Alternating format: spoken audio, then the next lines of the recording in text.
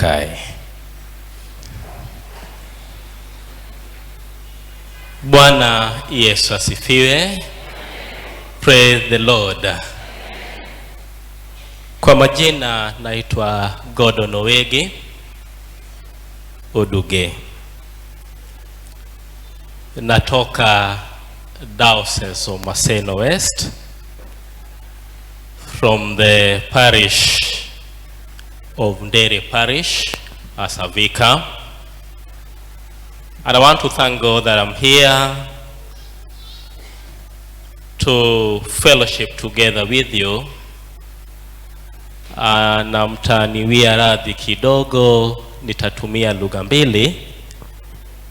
Nitatumia Kiingereza na Kiswahili kwa sababu Bwana Yesu asifiwe. Kwa sababu.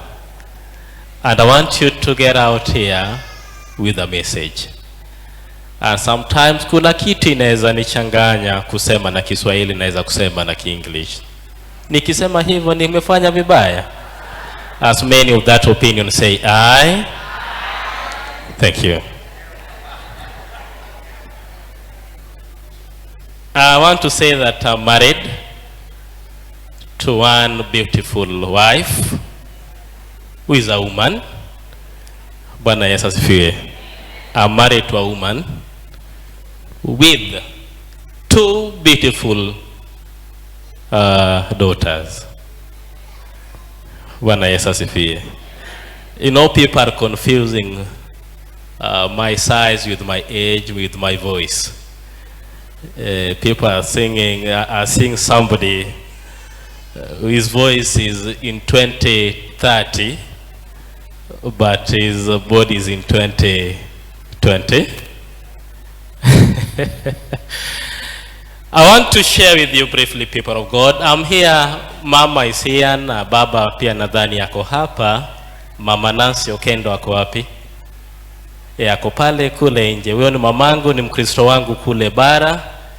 Na tulikuja hapa ili nikutane na Wakristo wangu kutoka Ndere Parish.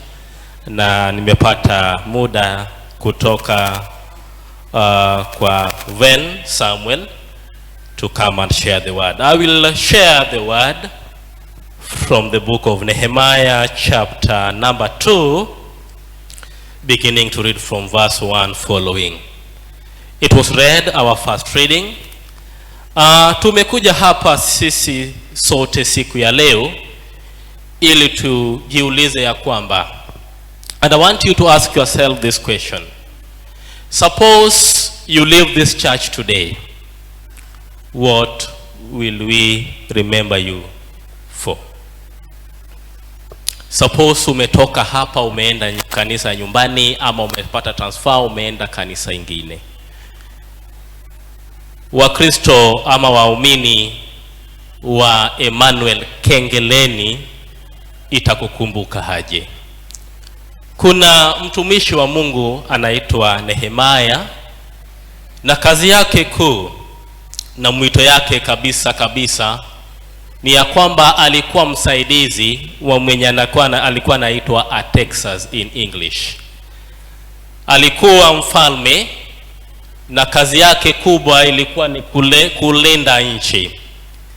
Hasa vile Nehemiah alipata jukumu ya kufanya katika ufalme wa King Artaxerxes, Kenya alifanya kwamba brother wake anaitwa Hanani. Ukisoma Nehemiah chapter 1 utafuatilia vile na Hanani alikuja kutoka Yuda. Alimuuliza vile nyumbani inaendelea. Alimuuliza jinsi mama, baba, familia, wenzake, marafiki wanaendelea. Na ndiposa Hanani akamwambia, nimekuja lakini kuna changamoto kule nyumbani.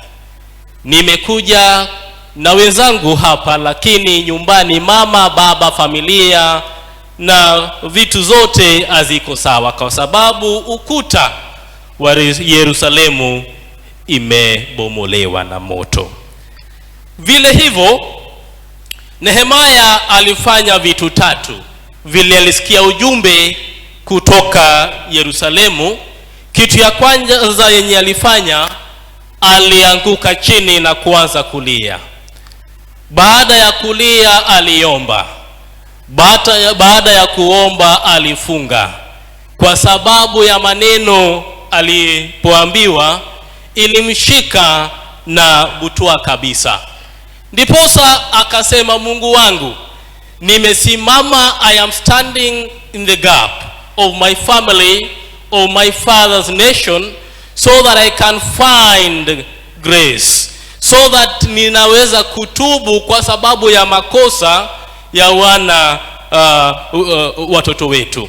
Ninaweza kutubu kwa sababu ya tumefikiria kama wajamii. Tunaweza kutubu kwa sababu ya mienendo yetu na tabia zetu. Nehemia vile alifanya hivyo, alichukua siku kadhaa kuomba. Alichukua siku kadhaa kuomba msamaha. Alichukua siku kadhaa kumwambia Mungu, kenye tumefanya haifai, lakini mimi kama Nehemia nimesimama ili you can come and give us another opportunity to serve you more better. After that, Nehemia, being a cupbearer of King Artaxerxes, one day while he was giving wine to the king, mfalme alimuona na niona mwenye akona shida rohoni. Aliona mwenye akona shida usoni mwake. Aliona mwenye akona shida lakini hangeweza kusema. Ndiposa mfalme akamuuliza, Nehemia, why are you sad and you are not sick? And therefore, after getting that voice from King Artaxerxes, whatever he did was, he was afraid, because he was a king mwenye alikuwa na nguvu sana. Alikuwa na binduki, alikuwa na waulinzi, alikuwa na magari, alikuwa na mali mingi sana. Sasa vile aliulizwa, kuna kitu ilimwingilia moyoni, akauliza, naweza ongea mbele ya mfalme?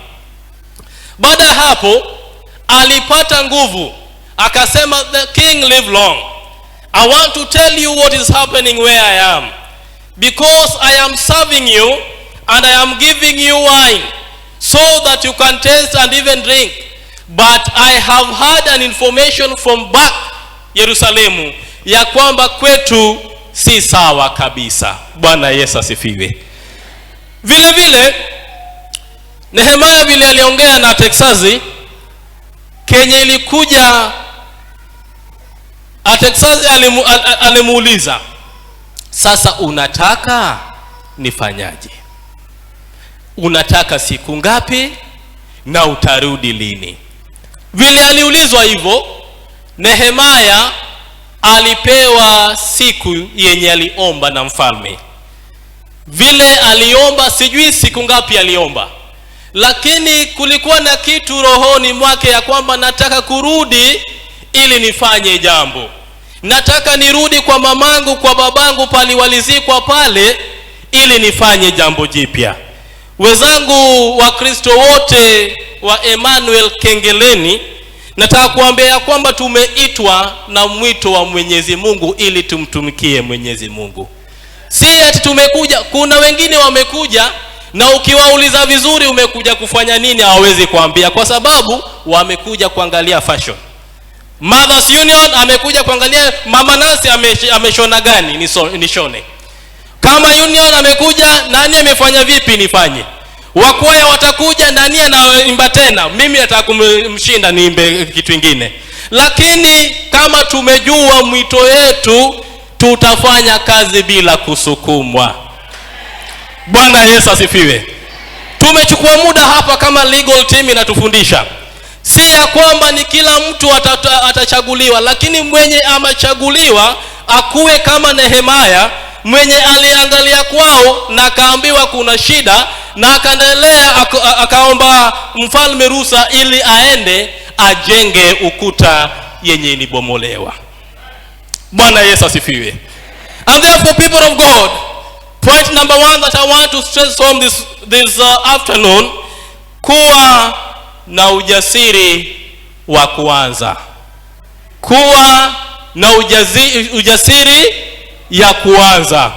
Usipoanza hautafika pale unataka kuenda.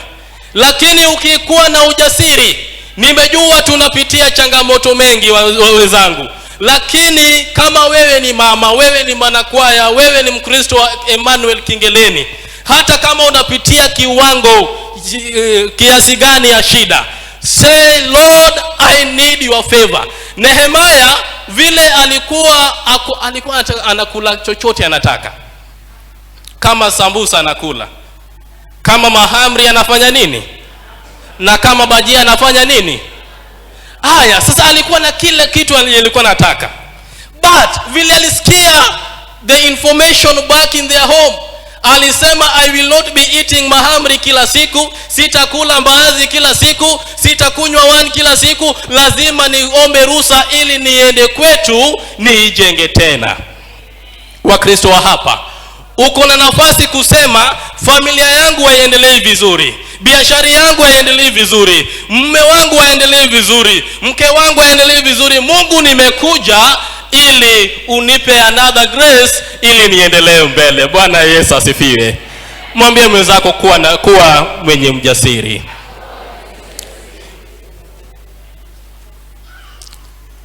Point number 2, after kuwa mjasiri, omba bila kuchoka. Mwambie mwenzako omba bila kuchoka. Omba bila. Umejua nilikuwa nawaambia wa parokia wangu ya kwamba hapa huyu pali watu walikuwa wanatoka mpaka huko Nyanza wanakuja huku kufunga, ilikuwa inaitwaje? Shakahola. Wengine wanatoka kule bara wanakuja Shakahola kufuata nini?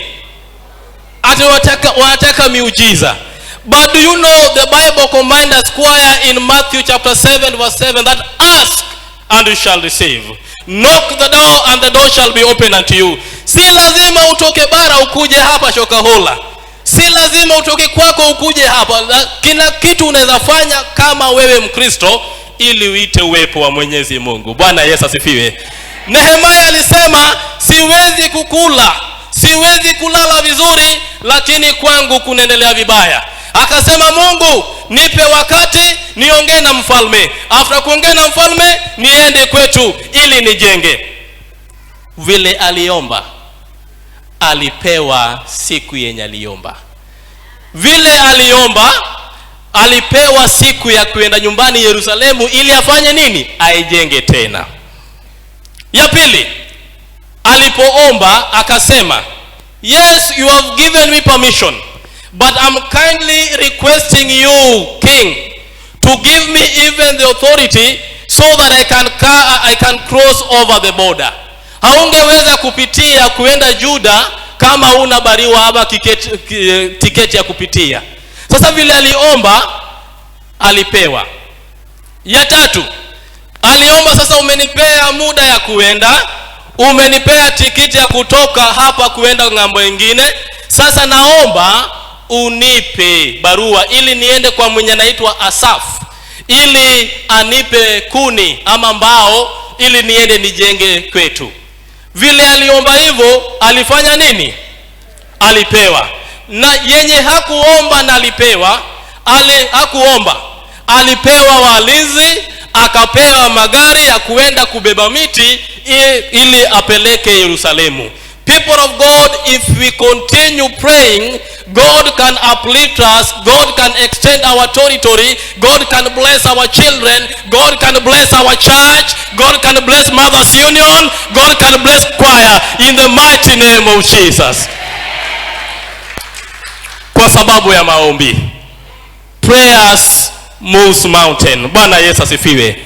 Ndiposa hata kama unapitia changamoto gani, mamangu, babangu, mwenzangu, omba, kwa sababu Mwenyezi Mungu yupo. He's not a deaf, he's not a lame. He can restore back your heart, he can restore back your health, he can restore back your business, he can restore the glory of this church in the mighty name of Jesus. Ya pili, ya tatu,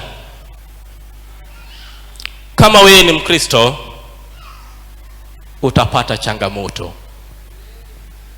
Kama wewe ni Kristo wa Emmanuel Kengeleni, prepare for some challenges in life. Nehemia na bahati nzuri vile aliomba akapewa chochote yenye alikuwa anataka. Alipofika Yerusalemu, kuna watu walimuona akifika. Alifika na walinzi, alifika na magari, alifika na mbao ya kujenga, alifika hata na mafundi wa kujenga. Na kuna watu wawili wakasema, huyu ni nani? Sanballat na Tobia. Alisema, huyu ni nani? Anakuja kujenga bila kuomba hata ruhusa. Amekuja kujenga bila kukuja hapa kwa Sanhedrin ila tuulize permission. Nehemia akasema, mimi Mungu ndiye alinituma na nitafanya jambo la Mungu, kwa sababu sijakuja peke yangu bali Mungu amenitangulia. Amen. Therefore, people of Christ, prepare for some challenges. Hata mchungaji atapitia shida, hata mwalimu lerida atapitia shida, hata mwanakwaya atapitia shida. Hata wacha nikuambie kitu kingine yenye hata mjui.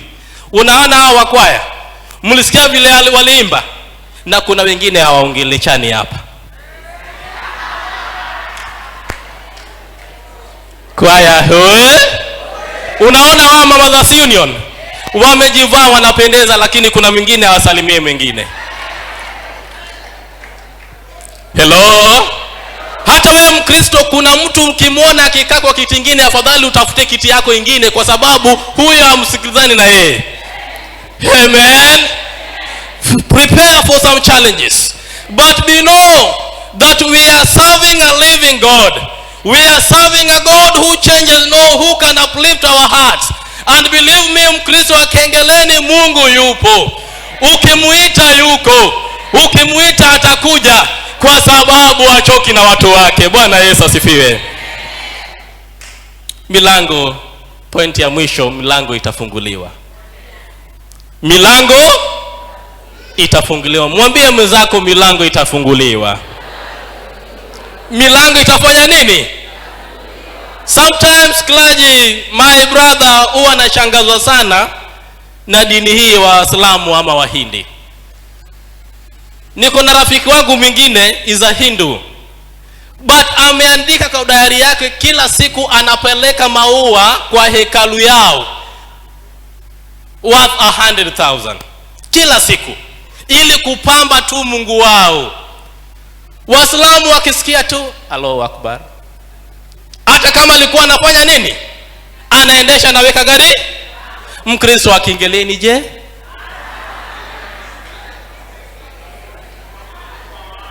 Hello. Hata kama umeenda kununua kitu kwa duka ya Muislamu na umesikia Allahu Akbar, atafanya nini? Wewe je?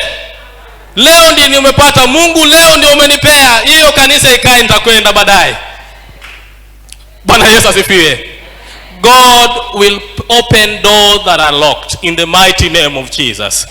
I am praying for somebody who is struggling with life, and I'm telling you, kama tuko na Mungu tutashinda, kwa sababu hatuko peke yetu. Kumbuka mtu anaitwa Moses. Alituma aende in Israel ili atoe watu jangwani. Na Musa akasema, Mungu si unajua ama Samaria, naweza enda aje anda Samaria? Na Mungu akamwambia, wewe nenda na mimi niko natangulia na unafuata.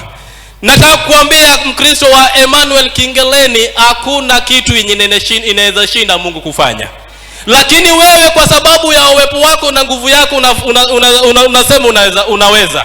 Lakini kama kuna Mungu, Mother's Union itainuka. Kama itainuka, kwaya itainuka, familia yake itainuka, business yake itainuka, in the mighty name of Jesus. May the Lord bless us in the name of God the Father, Son and the Holy Spirit.